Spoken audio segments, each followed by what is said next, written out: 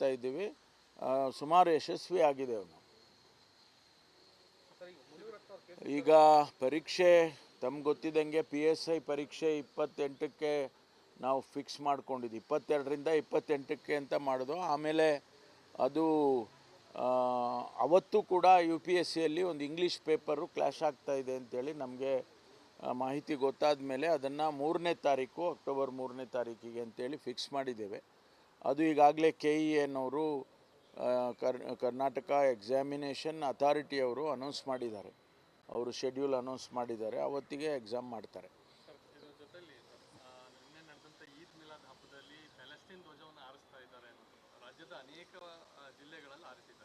ಇಲ್ಲ,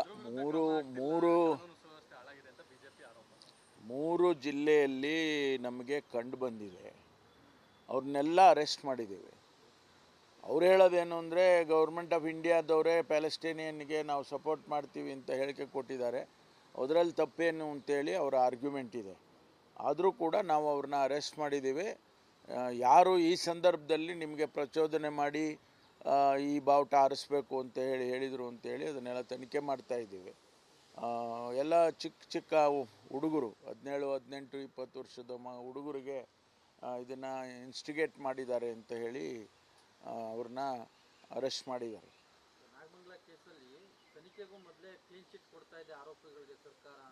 ಇಲ್ವಲ್ಲ, ನಾವು ಯಾರು ಇಲ್ಲಿ ನೋಡಿ, ಅದು ಎಲ್ಲ ಸುಮ್ಮನೆ ಬೇಕು.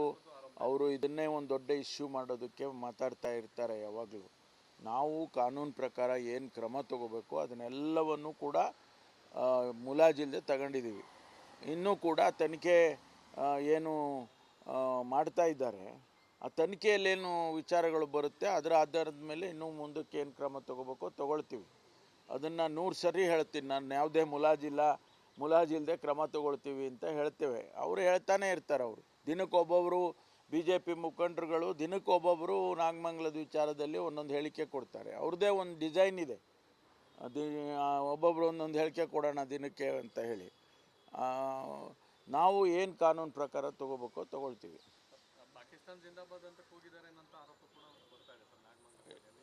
ಇಲ್ಲ, ಅದು ನಮಗೆ ಮಾಹಿತಿ ಇಲ್ಲ. ಅದನ್ನು ತಪ್ಪು ಹೇಳಿಕೆ ಕೊಟ್ಟಿದ್ದಾರೆ ಅಂತ ಹೇಳಿ ಈಗಾಗಲೇ ನಮ್ಮ ಅಧಿಕಾರಿಗಳು ಹೇಳ್ತಾ ಇದ್ದಾರೆ. ಅದನ್ನು ವೆರಿಫೈ ಮಾಡ್ತಾರೆ.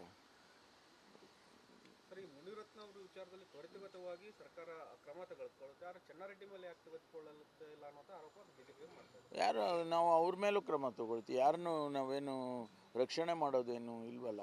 ಅದಕ್ಕೆಲ್ಲ ಮಾಹಿತಿಗಳು ಬೇಡವಾ?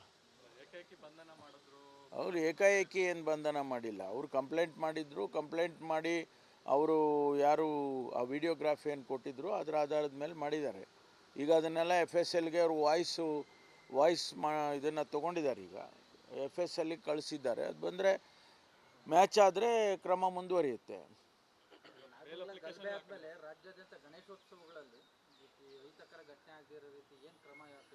ನೋಡಿ, ಕಳೆದ ವರ್ಷ ಗಣೇಶನ ಹಬ್ಬ ಆಯಿತು.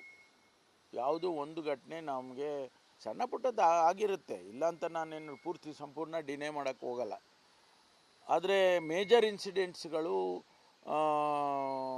ಎಲ್ಲೂ ಆಗಲಿಲ್ಲ ಅನ್ನೋದು ಕಳೆದ ವರ್ಷವೂ ಕೂಡ. ಈ ವರ್ಷವೂ ಮಾಡಬೇಕು ಅಂತೇಳಿ ಮುಖ್ಯಮಂತ್ರಿಗಳು ಕರೆದಿದ್ದಾರೆ.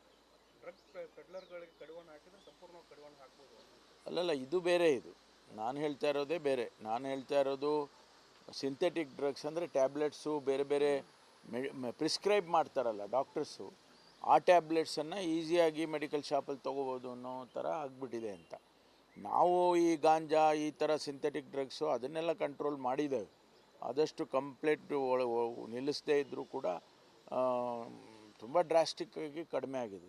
ನಮಗೆ ಕೇಸಸ್ ನೋಡಿದರೆ ಕೂಡ ಗೊತ್ತಾಗ್ತದೆ ಭಾಳ ಕಡಿಮೆ ಆಗಿದೆ. ಆದರೂ ಎಲ್ಲ ರೀತಿಯ ಕಂಟ್ರೋಲನ್ನು ಕೂಡ ಮಾಡ್ತಾಯಿದ್ದೀವಿ. ಸುಮಾರು ಯಶಸ್ವಿ ಆಗಿದ್ದೇವೆ ನಾವು. ಈಗ ಪರೀಕ್ಷೆ ತಮ್ಗೆ ಗೊತ್ತಿದ್ದಂಗೆ PSI ಪರೀಕ್ಷೆ 28ಕ್ಕೆ ನಾವು ಫಿಕ್ಸ್ ಮಾಡ್ಕೊಂಡಿದ್ವಿ. 22ರಿಂದ 28ಕ್ಕೆ ಅಂತ ಮಾಡೋದು. ಆಮೇಲೆ ಅದು ಅವತ್ತು ಕೂಡ UPSCಯಲ್ಲಿ ಒಂದು ಇಂಗ್ಲೀಷ್ ಪೇಪರು ಕ್ಲಾಶ್ ಆಗ್ತಾ ಇದೆ ಅಂತೇಳಿ ನಮಗೆ ಮಾಹಿತಿ ಗೊತ್ತಾದ ಮೇಲೆ ಅದನ್ನು 3ನೇ ತಾರೀಕು ಅಕ್ಟೋಬರ್ 3ನೇ ತಾರೀಕಿಗೆ ಅಂತೇಳಿ ಫಿಕ್ಸ್ ಮಾಡಿದ್ದೇವೆ. ಅದು ಈಗಾಗಲೇ KEN ಅವರು ಕರ್ನಾಟಕ ಎಕ್ಸಾಮಿನೇಷನ್ ಅಥಾರಿಟಿ ಅವರು ಅನೌನ್ಸ್ ಮಾಡಿದ್ದಾರೆ. ಅವರು ಶೆಡ್ಯೂಲ್ ಅನೌನ್ಸ್ ಮಾಡಿದ್ದಾರೆ, ಅವತ್ತಿಗೆ ಎಕ್ಸಾಮ್ ಮಾಡ್ತಾರೆ. ಸರ್, ಇದರ ಜೊತೆಲಿ ನಿನ್ನೆ ನಡೆದಂಥ ಈದ್ ಮಿಲಾದ್ ಹಬ್ಬದಲ್ಲಿ ಪ್ಯಾಲೆಸ್ಟೈನ್ ಧ್ವಜವನ್ನು ಹಾರಿಸ್ತಾ ಇದ್ದಾರೆ ಅನ್ನೋದು ರಾಜ್ಯದ ಅನೇಕ ಜಿಲ್ಲೆಗಳಲ್ಲಿ ಹಾರಿಸಿದ್ದಾರೆ. ಇಲ್ಲ, ಮೂರು ಕಾನೂನು ಸುವ್ಯವಸ್ಥೆ ಹಾಳಾಗಿದೆ ಅಂತ ಬಿಜೆಪಿ ಆರೋಪ. 3 ಜಿಲ್ಲೆಯಲ್ಲಿ ನಮಗೆ ಕಂಡು ಬಂದಿದೆ. ಅವ್ರನ್ನೆಲ್ಲ ಅರೆಸ್ಟ್ ಮಾಡಿದ್ದೇವೆ. ಅವ್ರು ಹೇಳೋದೇನು ಅಂದರೆ ಗೌರ್ಮೆಂಟ್ ಆಫ್ ಇಂಡಿಯಾದವರೇ ಪ್ಯಾಲೆಸ್ಟೈನಿಯನ್ಗೆ ನಾವು ಸಪೋರ್ಟ್ ಮಾಡ್ತೀವಿ ಅಂತ ಹೇಳಿಕೆ ಕೊಟ್ಟಿದ್ದಾರೆ. ಅದರಲ್ಲಿ ತಪ್ಪೇನು ಅಂತೇಳಿ ಅವರ ಆರ್ಗ್ಯುಮೆಂಟ್ ಇದೆ. ಆದರೂ ಕೂಡ ನಾವು ಅವ್ರನ್ನ ಅರೆಸ್ಟ್ ಮಾಡಿದ್ದೀವಿ. ಯಾರು ಈ ಸಂದರ್ಭದಲ್ಲಿ ನಿಮಗೆ ಪ್ರಚೋದನೆ ಮಾಡಿ ಈ ಬಾವುಟ ಆರಿಸ್ಬೇಕು ಅಂತ ಹೇಳಿದರು ಅಂತೇಳಿ ಅದನ್ನೆಲ್ಲ ತನಿಖೆ ಮಾಡ್ತಾ ಇದ್ದೀವಿ. ಎಲ್ಲ ಚಿಕ್ಕ ಹುಡುಗರು 17, 18, 20 ವರ್ಷದ ಹುಡುಗರಿಗೆ ಇದನ್ನು ಇನ್ಸ್ಟಿಗೇಟ್ ಮಾಡಿದ್ದಾರೆ ಅಂತ ಹೇಳಿ ಅವ್ರನ್ನ ಅರೆಸ್ಟ್ ಮಾಡಿದ್ದಾರೆ. ನಾಗಮಂಗಲ ಕೇಸಲ್ಲಿ ತನಿಖೆಗೂ ಮೊದಲೇ ಕ್ಲೀನ್ ಚಿಟ್ ಕೊಡ್ತಾ ಇದೆ ಆರೋಪಿಗಳಿಗೆ ಸರ್ಕಾರ ಅಂತ ಇಲ್ವಲ್ಲ, ನಾವು ಯಾರು ಎಲ್ಲಿ ಮಾಡಿದ್ದಾರೆ ಸರ್. ನೋಡಿ, ಅದೆಲ್ಲ ಸುಮ್ಮನೆ ಬೇಕು. ಅವರು ಇದನ್ನೇ ಒಂದು ದೊಡ್ಡ ಇಶ್ಯೂ ಮಾಡೋದಕ್ಕೆ ಮಾತಾಡ್ತಾ ಇರ್ತಾರೆ ಯಾವಾಗಲೂ. ನಾವು ಕಾನೂನು ಪ್ರಕಾರ ಏನು ಕ್ರಮ ತಗೋಬೇಕು ಅದನ್ನೆಲ್ಲವನ್ನು ಕೂಡ ಮುಲಾಜಿಲ್ಲದೆ ತಗೊಂಡಿದ್ದೀವಿ.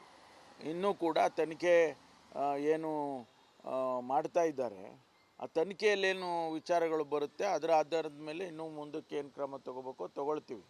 ಅದನ್ನು 100 ಸರಿ ಹೇಳ್ತೀನಿ ನಾನು. ಯಾವುದೇ ಮುಲಾಜಿಲ್ಲದೆ ಕ್ರಮ ತಗೊಳ್ತೀವಿ ಅಂತ ಹೇಳ್ತೇವೆ. ಅವರು ಹೇಳ್ತಾನೆ ಇರ್ತಾರೆ. ಅವರು ದಿನಕ್ಕೊಬ್ಬೊಬ್ಬರು BJP ಮುಖಂಡರುಗಳು ದಿನಕ್ಕೊಬ್ಬೊಬ್ಬರು ನಾಗಮಂಗಲದ ವಿಚಾರದಲ್ಲಿ ಒಂದೊಂದು ಹೇಳಿಕೆ ಕೊಡ್ತಾರೆ. ಅವ್ರದ್ದೇ ಒಂದು ಡಿಸೈನ್ ಇದೆ.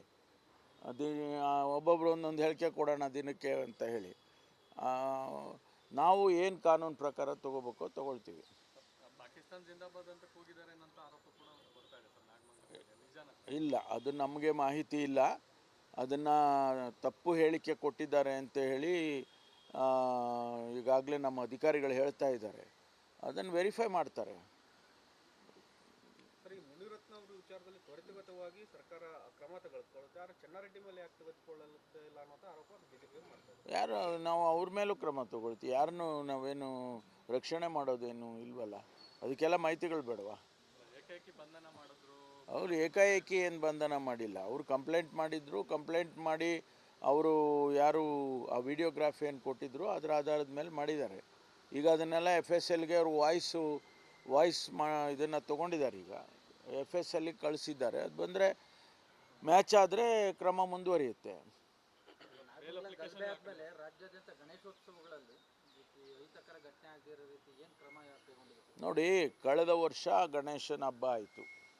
ಯಾವುದೋ ಒಂದು ಘಟನೆ ನಮಗೆ ಸಣ್ಣ ಪುಟ್ಟದ್ದು ಆಗಿರುತ್ತೆ, ಇಲ್ಲ ಅಂತ ನಾನೇನು ಪೂರ್ತಿ ಸಂಪೂರ್ಣ ಡಿನೇ ಮಾಡೋಕ್ಕೆ ಹೋಗಲ್ಲ. ಆದರೆ ಮೇಜರ್ ಇನ್ಸಿಡೆಂಟ್ಸ್ಗಳು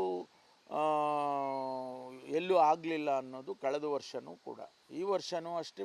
ಈ ನಾಗಮಂಗಲದ ಇನ್ಸಿಡೆಂಟು ಹೊರತುಪಡಿಸಿದರೆ ಸಣ್ಣ ಪುಟ್ಟ ಘಟನೆಗಳು ಅಲ್ಲಿ